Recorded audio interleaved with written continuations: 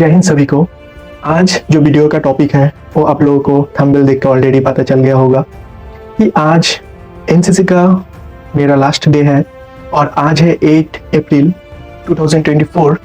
आज हमारा जो जूनियर बैच था एनसीसी के, उन लोगों ने बहुत ही अच्छा एक फेयरवेल पार्टी का इंतजाम करा था और हम लोग अभी फेयरवेल पार्टी से आ रहे हैं। सो अभी मैं सोचा क्यों ना आप लोगों से भी कुछ मेरा एक्सपीरियंस जो है एनसीसी में इस 3 साल का, तो वो शेयर करा जाए आप लोगों के साथ भी।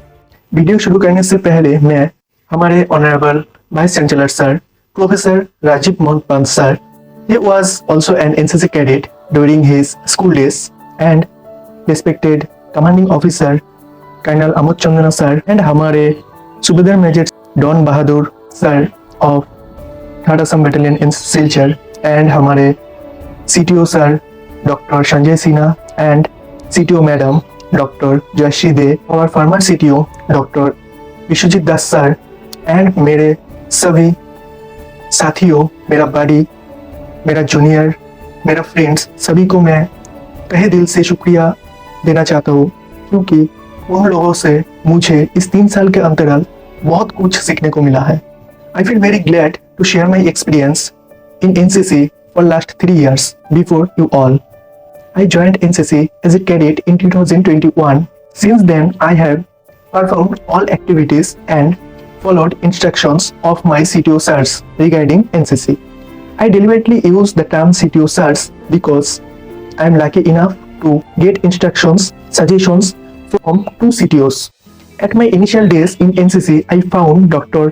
Vishwajit Das sir as a CTO NCC Assam University Silchar, and I finally completed my NCC C certificate under the guidance of our present CTO sir Dr. Sanjay Sinha. मैं अभी आप सबको मेरा इस 3 साल के अंतराल जो सीखने को मुझे मिला है और जो मैंने उपलब्धि की है, इनको आप सभी के सामने पेश करना चाहूंगा। मैं इस 3 साल के अंतराल 3 कैंप अटेंड की है। हर एक कैंप की अपना एक खासियत है। आप लोग जो वीडियो अभी देख रहे हो, आप लोगों में से जो भी एनसीसी कैडेट है, आप लोग शायद 1-2 कैंप अटेंड की है। मेरा ख्याल से इनके बारे में बोलने का जरूरत नहीं है जो CATC कैंप वगैरह होता है, परंतु जो स्पेशल कैंप मैंने दिल्ली में जाके अटेंड की है, इसके बारे में मैं जरूर कहना चाहूंगा। मैं इस कैंप के सारे कैडेट हमारे CO sir and CTO sir को देना चाहूंगा। मेरे मित्रों, भविष्य में अगर आप में से किसी को भी ये मौका मिलता है कि आप भी दिल्ली जाए और SNIC, PM रैली और IDC में भाग लेने के लिए फुर्सत मिले, तो कृपया करके इन मौका को ना छोड़िएगा, क्योंकि मैं समझता हूँ ऐसा मौका हर किसी को बार बार नहीं मिलता। अब मैं ये कहना चाहूंगा कि मुझे क्या उपलब्धि हुई है इस कैंप से। सबसे पहले तो मैं ये कहना चाहूंगा कि मैं दिल्ली फर्स्ट टाइम गया था और दिल्ली जाने के पहले बचपन में मुझे एक बात कहा गया था और वो बात है कि दिल्ली बहुत दूर है। दिल्ली बहुत है दूर, दिल्ली बहुत है दूर। बट वहाँ पर जाके मुझे ये महसूस हुआ कि दिल्ली ज़्यादा भी दूर नहीं है, कोई भी थोड़ा सा मेहनत करके जा सकता है। दिल्ली SNIC PM दिल्ली में जाके मुझे स्पेशली बॉडी पेयर का इम्पोर्टेंस बहुत अच्छे से पता चला, क्योंकि प्रैक्टिस के बीच में जब हमारा लंच ब्रेक होता था, तब हमें वहाँ पर जहाँ हमारा प्रैक्टिस चलता था उस एरिया से हमें हमारा लंच एरिया तक पैदल जाना पड़ता था, और वहाँ पर से जो हमारा बैग था जिसमें हमारा प्लेट, वाटर बोतल वगैरह सब कुछ रहता था, हमारा एनसीसी में डिफेंस में उसको पीठू कहते हैं हम लोग, तो वो बैग, वो जो लंच एरिया था उससे और भी बहुत ज़्यादा दूर पे था। इसीलिए हम लोग दिमाग लगा के हमारा जो बॉडी है, जैसे मेरा एक फ्रेंड जो मित्र है, उनको लाइन में खड़ा करके हम लोग जाते थे प्लेट लाने। सो हम लोग प्लेट लाने चला गया और उनका भी प्लेट हम लोग साथ में लेके आते थे और वो तब तक लाइन में खड़ा हो जाता था। तो ऐसे करने से क्या होता था, हम लोगों को जो खाना है वो जल्दी मिल जाता था। इतना लंबा लाइन पकड़ने का कोई ज़रूरत पड़ता नहीं था।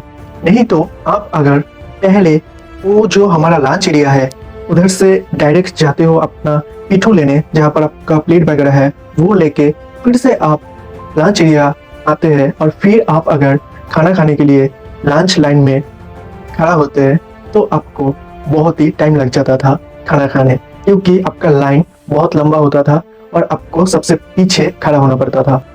तो इसीलिए हम लोग वो बॉडी पेयर का सिस्टम यहाँ पर अपनाया।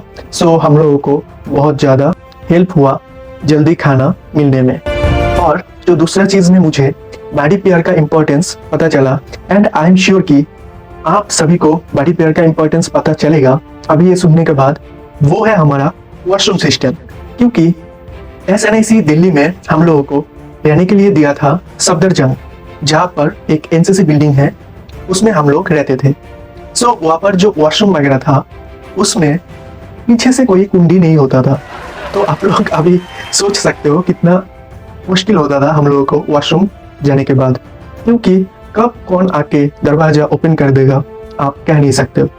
सो वहाँ पर हम लोग बॉडी पेयर का सिस्टम जो है वो अपनाया, क्योंकि आप अगर बिना बॉडी के जा रहे हो सो ये रिस्की है, लेकिन आप अगर एक बॉडी को जो वॉशरूम है उसके आगे खड़ा करके रखते हो और आप अंदर जाते हो तो वो थोड़ा सेफ है, क्योंकि आपका बॉडी आपके लिए वहाँ पर संतरी का ड्यूटी कर रहे हैं और आप अंदर आराम से कर सकते हो काम।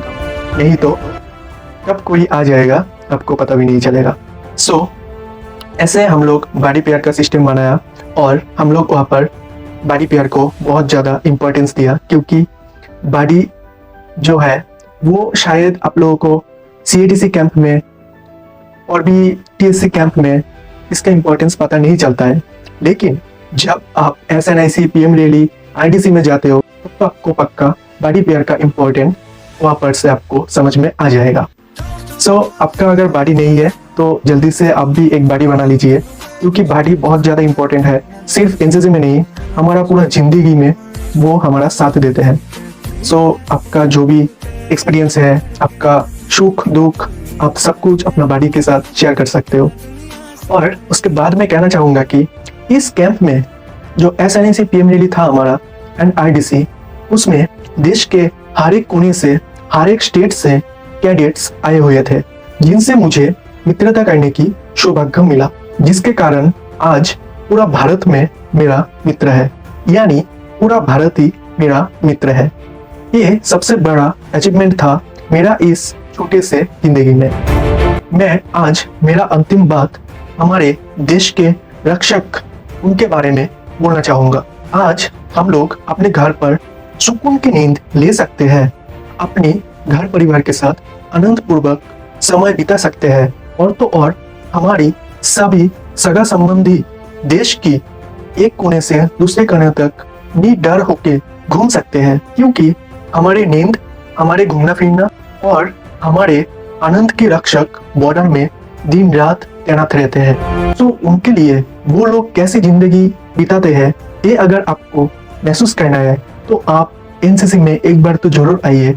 आपको भी बहुत कुछ एक्सपीरियंस होगा कि आप एक सोल्जर अगर बनेंगे तो सोल्जर बनने के बाद आपको क्या क्या करना पड़ता है। आपको राइफल चलाना, आपको टैंक चलाना, आपको लड़ाई के मैदान में कैसे लड़ा जाते हैं, ये सब का ट्रेनिंग वगैरह सब कुछ आपको NCC में दिया जाता है। My commanding officer told me this: when your pen becomes rifle, when your t-shirt becomes uniform, when your shoes becomes boots, when your teacher becomes instructor, when your prayer ground becomes parade ground, when your friend become buddy, when your mother become motherland, that will be the day you become a soldier. Thank you so much. जय हिंद। मिलते हैं बहुत जल्दी। और ये जो video है ये थोड़ा लेट से मैं अपलोड कर रहा हूँ, क्योंकि एडिटिंग करने में मुझे थोड़ा टाइम जाता है, सो इसीलिए वीडियो थोड़ा लेट से आएगा शायद। तो आप लोग जिस दिन भी ये वीडियो देख रहे हो प्लीज़ लाइक कर देना, शेयर कर देना वीडियो को, और मिलते हैं नेक्स्ट वीडियो में। तब तक के लिए बाय बाय, जय हिंद, वंदे मातरम।